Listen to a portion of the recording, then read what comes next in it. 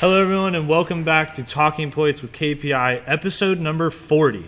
So if you watched last episode, we went into a granular take about how an assessment works, how you set up an assessment, what goes on within it.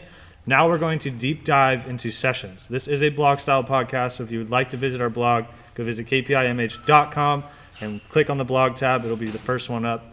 So like I said, this is all about sessions. So Dan, I will let you go first. How does a session either start or how should it start?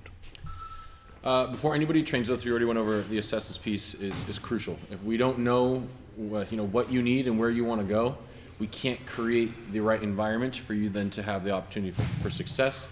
So again, you'll have some steps as far as the assessment, but every athlete gets assessed in our facility. It's crucial. If you're going to spend good money on development and nobody knows your shoulder range of motion or your spine range of motion, your hip range of motion, they're just guessing. Yeah. So once that assessment's done, you have now, hey, I want to sign up for training with KPI. I've decided my frequency. Every athlete that trains with us is at least twice a week. It is the tried and true proven frequency that we've seen, and then the max amount is 4 times a week. But when they come into the actual session, sessions are 2.5 hours long. Yeah. They'll start with a warm-up based on their physical screen and their force plates. So we just revamped all of our warm-up protocols to be more comprehensive and then also to be more granular and then provide a progression. One of the complaints that we get from kids is, my warm-up never changes. Yeah. And for the most part, once we do the physical screen and we have an understanding, we really are just trying to counteract the stress and adaptations from playing baseball or softball. So your warm-up isn't going to change dramatically, but we have taken that to heart and we've built a 3-level system for our warm-ups. And it literally starts from the ground up. You're going to work on mobilizing your ankles or activating your ankles, hips, spine, shoulders, get you prepped, and then you'll go into the gym. You'll jump on our force plates to get your jump profile, and that'll give us an idea of readiness. It'll give us an idea of where you are at. It'll give us the progression or adaptations we want from your training. Are we getting them? And then is there anything that we need to stay on top of as far as when it comes to your skill development? Absolutely. And so now working into a actual session for these kids, Chase, I'll let you go first because out of warm-ups, they usually either come to the cages or they'll go see Justin for pitching. So talk about how you also run a session, but go into how you've seen the kids come prepared and ready for the session, ready to learn. Yeah, I mean, half the battle is getting them to understand like what we are trying to do, like where we're trying to go to. It's the same thing with the assessment, right? It's like, but then on the skill side of that, like what we want to get into is, okay, like, I have to know who's coming in, right? So then I can look at over all the data that we need to look at, whether it's blast hit tracks or looking at video or whatever. And then they'll go through that outside to start, right? But it's all based on everything that we're gathering in here. So, they'll get into like movement prep, T work, individualized T work, and then they'll do like a, bat speed drill or whatever, med ball stuff, and then they'll get into the swing trainers that we have out there, just to kind of get like better fluid rotation, and then they'll come into the cages, and that's basically the first piece of that. Absolutely. Yeah. And then so before we hop into the last part, which is their strength side of things, we're going to backtrack. So in summer, we do have cases where they'll do pitching and hitting within the same day. So talk about how those sessions would look for you on a pitching side. Well, actually in the spring that would happen. A lot of times in the summer what's going to happen is guys won't be able to pitch and hit on the same days. It will be staggered day to day. But ultimately on the pitching side, a lot of times what we see with two-way guys is just managing the workload on their off days. A lot of times when they come in to hit, they go through a normal plyo routine with the hitters, but they'll go through their pitcher plyo routine. And then a lot of times if they can get to their individual drill work and catch play, they'll do that as well.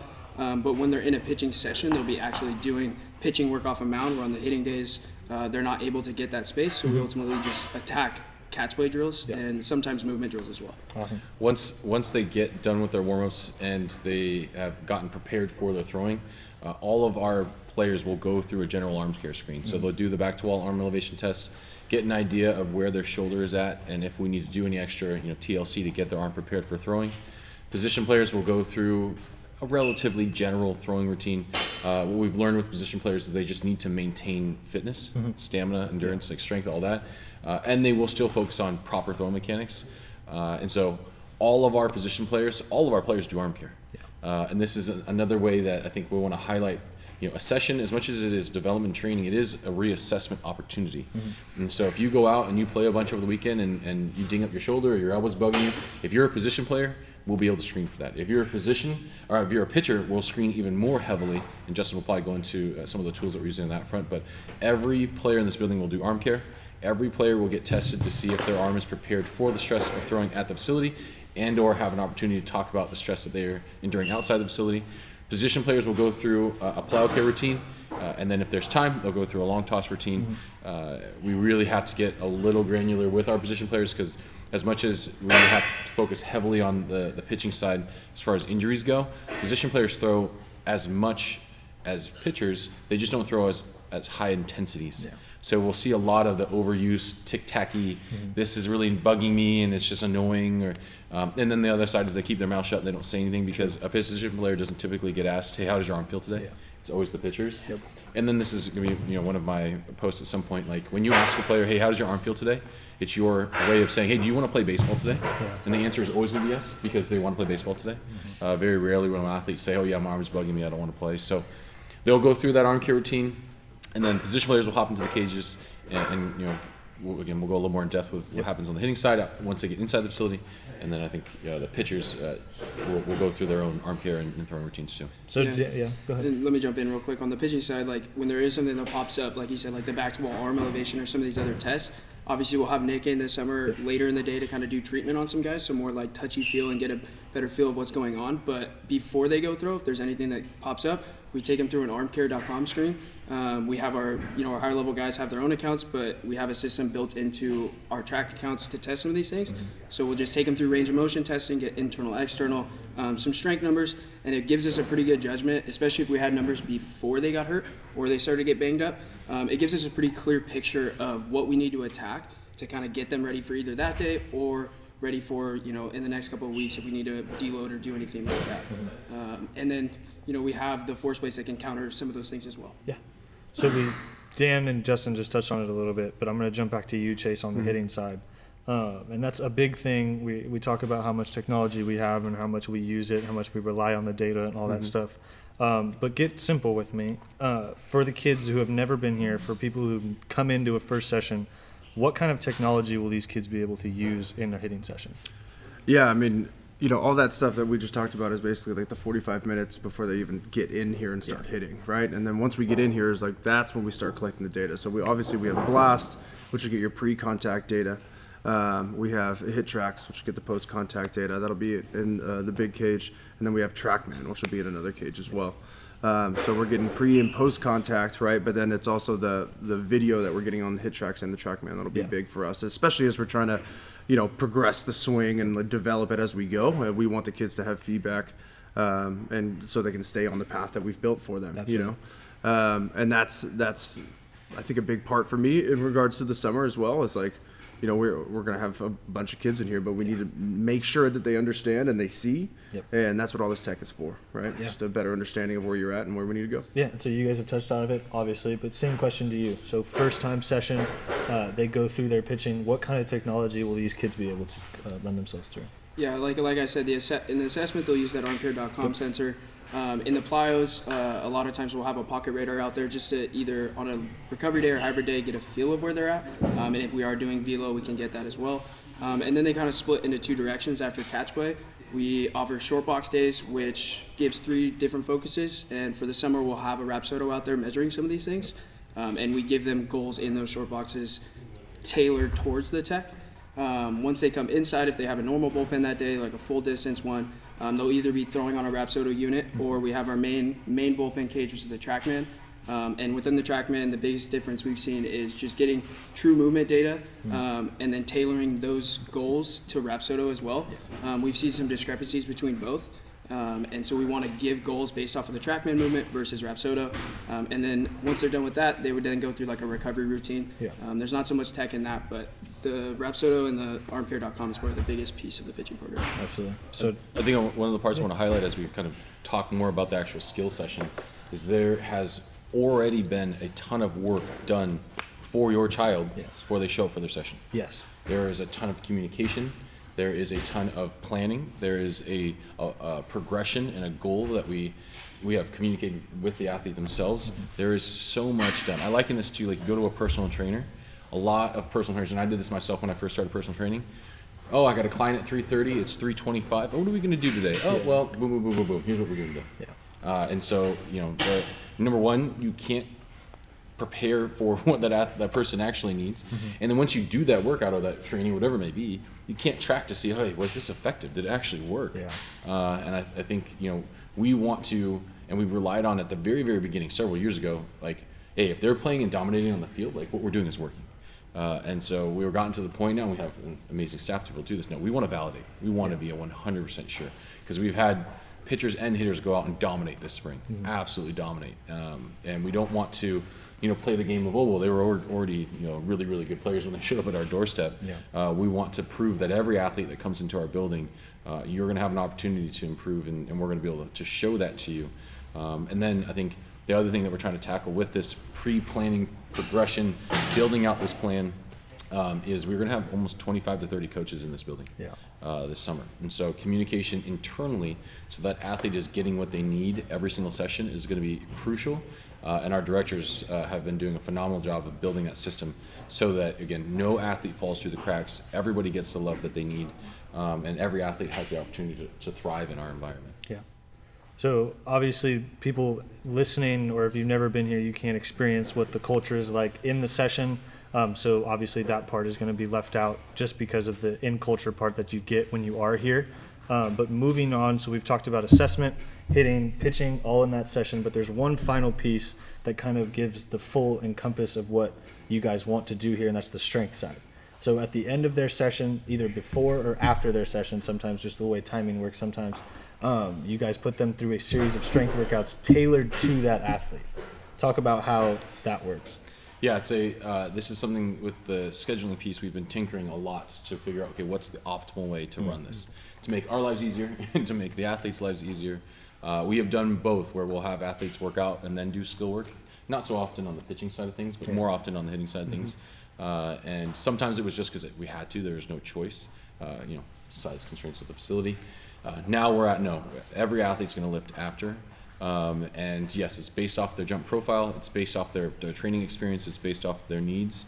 And in all reality, it's kind of funny. It's the last thing they do. It's arguably the most important thing they do. Yes. Yeah. Like we wish we could put it first because it is so crucial that once you're done with your skill work, there is an opportunity, and we're working on ways to troubleshoot this.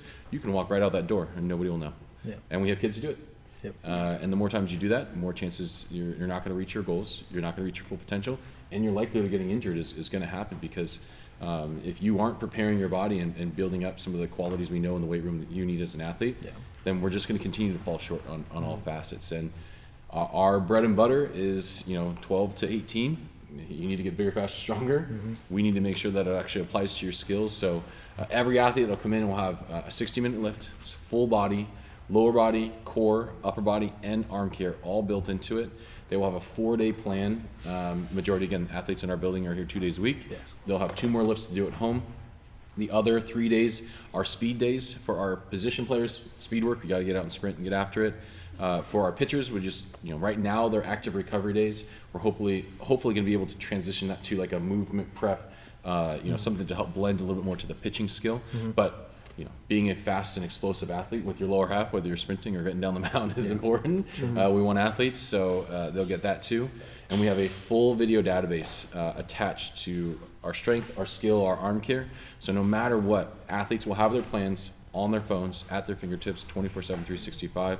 We want to make sure that the only thing that's keeping an athlete from achieving their goals is their work ethic and their ability to push themselves, and that self-belief component. Do they believe they're going to achieve their goals? And if they take care of those 3 things, we're doing our best to take care of everything else. Yep. And so now I'll ask you the same question I've asked Justin and Chase. And this is kind of interesting in the fact that data for skill work has been kind of accepted in this realm now. We don't really see the acceptance as much as in the strength room because in the old way of lifting strength, I used to do it in high school and college. Just lift heavy weights and you'll be good. That's just how it works. If you're stronger, you'll be better. But you've kind of debunked that with the scientific stuff that you have in the strength area. So talk about how that has not only jumped you guys in ahead of basically everyone, but how it's helped you guys run your systems. Yeah, I think the technology piece allows us to connect to the why a little more effectively. Yeah. Like there is a perception component. Oh, this, I want to lift heavy, and that actually keeps kids away from coming to the weight room. I don't want to look dumb. Yeah, it's Human the beings it's don't the want to ego look dumb, thing. right? Yeah. I don't want to get into the barbell and I've got bench press and I can't even do the bar. Yeah. Right? Like I don't want to come here and we see this a lot with our softball players. Like, oh, you have push-ups on your workout, and they dread push-ups. Yeah. Because they're tough. Like it's just nobody likes doing things that they suck at. True. And so we do everything we can to kind of meet that athlete where they're needed, and then make things as interactive as possible. I think again, what's typical in the weight room, and you can still get by with this. Like the weight on the bar does matter. Do not get me wrong; it's important. Some of the tools that we've looked into VBT, velocity-based training. We've looked into some other tools that just we have a hard time scaling in the weight room, and so we rely very heavily on the force plates. That's going to be our number one piece of tech in the weight room. We just got Proteus, so that's going to be something we're going to integrate really heavily into our strength training programs and our arm care programs and our power development programs. We have Kaiser. We use that every single day. That's a cable stack that relies on air compression to provide the resistance. And then really from everything else, like I'd say like the weight room is an area that you don't necessarily need a ton of bells and whistles. We can get by with really barbells, dumbbells, plates, racks. Yep. It's pretty basic. It's get really, really good at the things we know have worked since the beginning of time. We don't need to reinvent the wheel and start doing crazy burpee backflips in the squat racks. Like I tend to be a little bit more on the simplistic side, and it's more so because we know it works. Our force plates, we've already gone over this, a massive review to make sure that what we're doing in the weight room actually works. And we're looking forward to more. Like again, Proteus is our newest acquisition in the weight room. Yep. Hopefully we'll be able to find more ways to integrate tech and provide better feedback to the athletes other than just the weight on the bar. Absolutely. And so that will conclude a session. But so my next question would be for you guys. There's always more. We can always try to do more with whatever session we may have. So it'll be an open question for whoever wants to answer first. But like the next steps, what's either a new addition? Obviously, Justin mentioned Nick, the new hire. Bridging that gap will help fill a lot of holes in the session, whether that be, hey, I'm in the middle of my pitching session, my arm hurts. Okay, we can now send you over to here. Or whether it be the same thing on the hitting side. What do you guys see for the next steps in either a new addition? On the pitching side, there's two areas. I think the arm care sensor is going to allow for us to either validate what we're doing from the arm care standpoint or paint a clearer picture of what avenue we need to take. And then secondly to that, the big project we're working on this summer is trying to get TrackMan and Rapsodo to speak to each other. I know we're going to run into this a lot in the summer where an athlete throws on TrackMan, their movement metrics get put into their face. Then they go throw on Rapsodo and those change. There's going to be some confusion there. Yeah. Our goal as the pitching program is to paint a clear picture between both so that they know that the pitch is doing the same thing on both pieces of tech. Yeah. And a lot of our Google Sheets reports, our pitching reports, are going to tailor that. And then an athlete will be able to pretty much select their name on a Rapsodo report and a TrackMan report and see the differences in those. And ultimately we'll get all that at the end of the summer and build out some sort of pitch design, course or coach education system that allows for our coaches to coach on both pieces of tech. Sweet. Yeah. Yeah, I think on the hitting side, the first thing I think of, and maybe I don't know how far out we are of this, but it's like a player profile piece for the kids to understand like the actual trajectory of progression, on the hitting side, because it's never linear straight up. Sure. Like it just goes up and down. To give them a better understanding of that, that'll be a big deal for sure. Yeah. Just the communication piece, right? But sure. I'm looking forward to trying to get more objective with the overhead camera to be able to dictate direction, and things like that, like being able to figure out, what else can we do to help a kid understand what he can and cannot do and where we're going and things like that, because hitting's hard. Incredibly hard. Yeah. So being able to, keep kids focused and keep everybody on the same page is like that's basically like the goal, you know? I got you. I think our biggest issue on the strength side is adherence. Like just do your lifts. Like just do the workouts. Yeah. And so we're trying to, problem solve that with simple solutions. Like literally, every athlete that comes in, we're going to put you and give you a kitchen timer. Yeah.